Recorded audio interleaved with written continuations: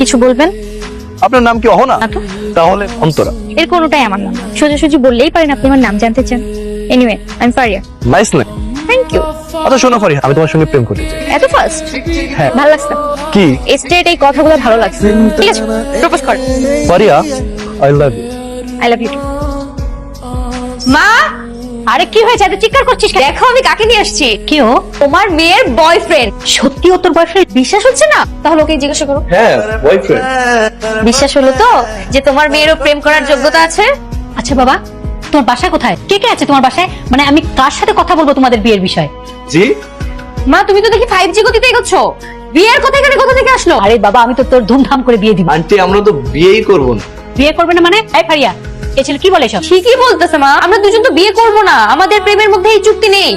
আমরা দুজন প্রেম করতেছি, এখন গার্লফ্রেন্ড বয়ফ্রেন্ড ঠিক আছে, কিন্তু যখন যার বিয়ে হবে তখন সম্পর্ক শেষ। শোনো বাবা, আমার মেয়েটা না ভীষণ ভালো। তোমাদের বিয়ে হলে না তোমরা অনেক সুখী হবে। তোমার তো কোনো টেনশনই থাকবে না, কারণ আমার মেয়ে তো সব কাজ করে, রান্না বাড়া, ঘর গোছানো, একদম। মায়ের কোনো কথা বিশ্বাস করবো না, আমি কিন্তু কিচ্ছু করতে পারি না। মা সব মিথ্যা কথা বলতেছে। এই চলো। শোনো বাবা, আবার এসো। আসবে মা, যদি ব্রেকআপ না হয় তাহলে আবার আসবে। চলো। এই দেখো না, তোমার ছেলের জন্য সারা জীবন মেয়ে দেখে গেলাম। এই দেখো। আসসালামু আলাইকুম। ওয়ালাইকুম আসসালাম। বাবা, এ হচ্ছে আমার বন্ধু ফারিহা। তোর যে এরকম একটা বন্ধু আছে, আগে তো কখনো বলিস না বন্ধু, নাকি অন্য কিছু? কি যে বলো না মা, শুধুই বন্ধু। তোমার বাসায় আর কে কে আছেন না? আমি আর আমার মা, আমার বাবা দেশের বাইরে থাকেন। আমরা তো নেহারের জন্য পাত্র দেখছি মা।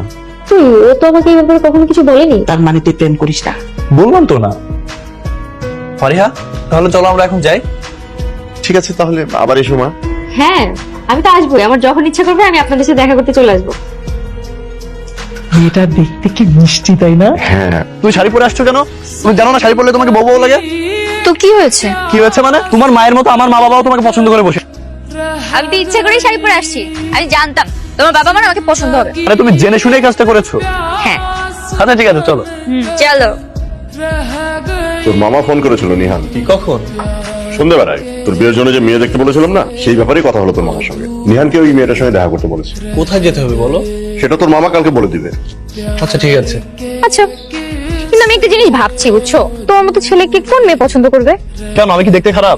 না, দেখতে খারাপ না, কিন্তু অতটা সুন্দরও না। চুপ করো, চলো যাই। মজা করছিলাম। ঠিক আছে চলো।